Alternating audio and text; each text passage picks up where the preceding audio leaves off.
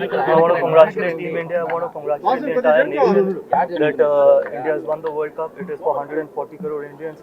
The entire team has made the entire nation proud, and the entire nation is very, very happy. I want to congratulate Rahul Dravid, Rohit Sharma, the entire team, the entire support staff for achieving such a great success for the nation. Sir, Kohli and Rohit Sharma is a retirement. How Yeah. did it feel?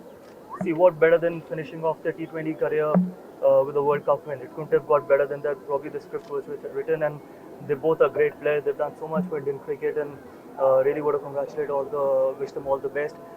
They still play two more formats. They play Test cricket and One Day cricket. I'm sure they're going to keep contributing to the success of the country and to the team.